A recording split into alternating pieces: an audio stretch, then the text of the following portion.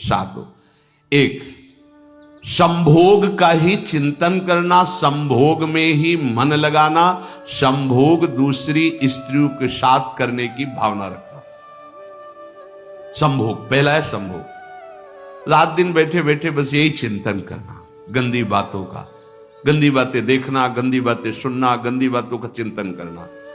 फिर अन्य माताओं बहनों के प्रति काम दृष्टि से देखना, कोई आ जा रही है दृष्टि से, काम भाव से देखना, भोग बुद्धि से देखना, निश्चित पुण्यनाश दुर्गति।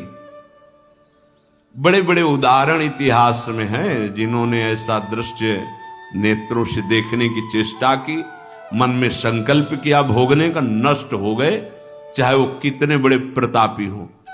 ये दुर्योधन कोई साधारण थोड़ी है, भगवान व्यासदेव जी के द्वारा ही तो भगवान व्यासदेव जी ही इसकी उत्पत्ति का कारण है। आप देखो इतने महान पुलस्त जी ही उत्पत्ति का कारण है रावण की।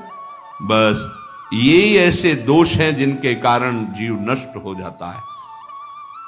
ठीक है, धर्मयुक्त काम भगवान ने आदेश किया है। आपका पाणिग्रहण संस्कार हो गया है, संतानोत्पत्ति की भावना से कुछ पवित्र तिथियों का त्याग करते हुए चर्चा में हुई है। एक नियम है, एक आदेश है शास्त्र का। आप बहुत काम प्रवृत्ति वाले हैं तो प्रत्येक मास में जब माताएं बहनें पवित्र हो जाती मासिक धर्म से, तो जिनका पाणिग्रहण आपने किया, जो पत्नी स्वरूप है, वो ठीक है।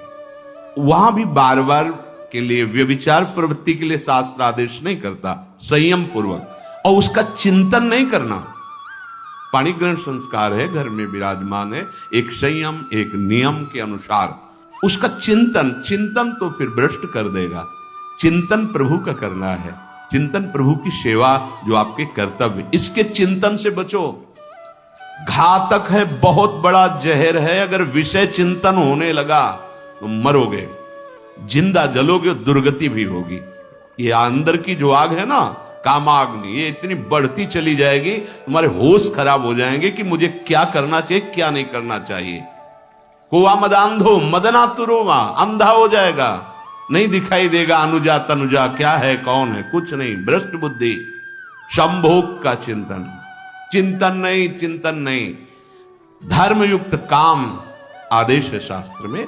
यदि आप प्रवृत्ति मार्ग में हैं तो अपनी पत्नी को जो पाणिग्रहण स्वीकार किया है, वहां भी पवित्र तिथियों का त्याग करते हुए, एकादशी है, रामनवमी है, नव दुर्गा है, जन्माष्टमी है, राधाष्टमी, जो पवित्र तिथियों का त्याग करते हुए और ऐसे जो मर्यादाएं हैं उसके अनुसार, और कहीं पराई स्त्री के साथ संभोग की बात निश्चित दुर्गति पक्की है। ऐसे ही माताओं के लिए है, स्त्री शरीर के लिए है। यदि वो ऐसी गलत चेष्टा, तो पतिवंचक परपति रति करही, रौ नरक कल्पसत परही।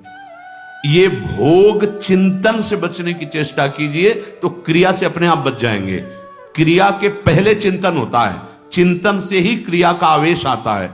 चिंतन संभालिए, इसी से भगवत प्राप्ति होती है, चिंतन से, और इसी से दुर्गति भी होती है। अनन्यस चिंतयन्तु माम, भगवान चिंतन करे, मेरा करो, कर्तव्य कर्म मेरे को समर्पित करो। अब जब चिंतन संभोग का होगा तो बुद्धि भ्रष्ट हो जाएगी। ये जो राक्षसी प्रवृत्तियां सुनने को मिलती है ना, कि ऐसा हुआ, वो देखा सुना और चिंतन किए, और इतनी राक्षसी वृत्ति आ गई कि बस अब उनमें और राक्षसों में कोई अंतर नहीं रह गया। दूसरा, विषमता रखने वाला, सबके साथ बर्ताव ऐसा कि मैं बहुत श्रेष्ठ हूं और दूसरे सब नहीं, ऐसा व्यवहार। सब भगवत स्वरूप है, समान व्यवहार। जैसे आपके भोजन है तो जो आप पा रहे हो वही सबको दीजिए, बैठने की व्यवस्था, उठने की व्यवस्था, क्रम बाय क्रम, पर उसको भी नीच भाव से मत देखिए। उस कोटि का उसको प्यार दीजिए, दुलार दीजिए, सम्मान दीजिए। इतनी विषमता न फैलाते रहें अपने जीवन में कि आप सबके निंदा के पात्र बन जाए। विषमता नहीं, सबको प्यार। हाँ ठीक है, पुत्र का अलग प्यार है, भाई का अलग प्यार है, पिता का अलग प्यार है, पर हमारा व्यवहार प्रीति युक्त होना चाहिए, विषमता भरा नहीं होना चाहिए। अगर हमारे चित्त में विषमता ही रही तो संसार है, प्रभु नहीं है। जीत विषम संसार कीर्ति जग बिस्तरे।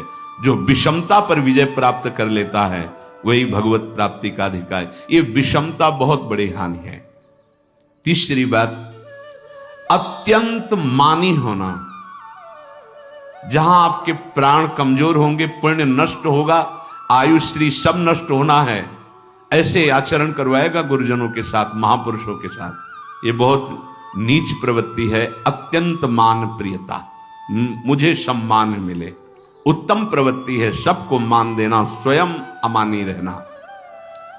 चौथा, दान देने की बात कह के मुकर जाना या दान देकर पश्चाताप करना।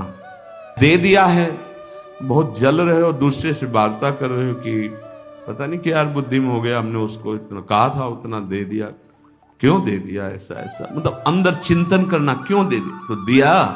इसके बाद जो आपका जलन हो रही, पश्चाताप, सुकृत नष्ट हो रहे हैं। दान देकर पश्चाताप करना या दान देने की बात कह के मुकर जाना। जैसे आपने कह दिया आपको इतना इतना ऐसा, अब आप मुकर गए, ब्याज सहित तुम्हें देना होगा, ये तुम्हारी दुर्गति का कारण बन जाएगा। ऐसे ही नहीं बोलना चाहिए, बहुत होश से। वाणी एक अमोल है, जो कोई बोले जान, ये तराजू तौल के तब मुख बाहर आन। पांचवा, अत्यंत कृपण होना। ना परिवार को सुखी कर पा रहा, ना अपने को सुखी कर पा रहा है। एक एक सिक्का बैंक में जो मर गया। धन की वास्तविक गति यही है कि अपने परिवार को खूब उसकी अनुकूलता प्रदान करो, उसमें से कुछ हिस्सा किसी ऐसे को जिससे तुम्हें बदले में कुछ लेने की भावना ना हो। कोई साधु महात्मा, गाय, पशु, पक्षी, किसी भी जीव बीमार है, शरीरधारी, उसके जिससे कुछ कभी लेने की भावना ना हो, एहसान की भावना ना हो। शो धन धन्य प्रथम गति जाकी, धन्य हो गया उसका धन। अब वो कृपण का धन किसी काम में ना स्वसुख, ना परिवार के सुख, ना धर्म कार्यों में, व्यर्थ जीवन चला गया। उसी धन का चिंतन करना, उसी का संग्रह करना और उसी की रक्षा करते करते शरीर छोड़ देना, तो चिंतन बिगड़ गया।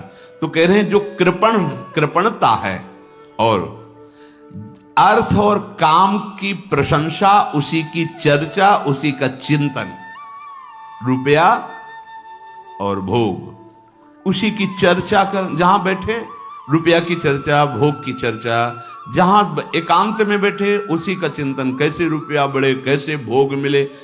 और अगर अवसर मिला तो रुपया अधर्म से आवे चाहे धर्म से, उसको इसकी कोई परवाह नहीं।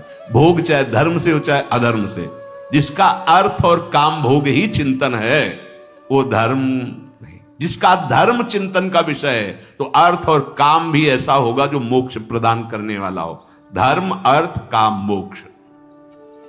और जो बालक, स्त्री, पागल, असहाय, जो इनकी रक्षा न करके इनकी हानि करता है, दुर्गति निश्चित है।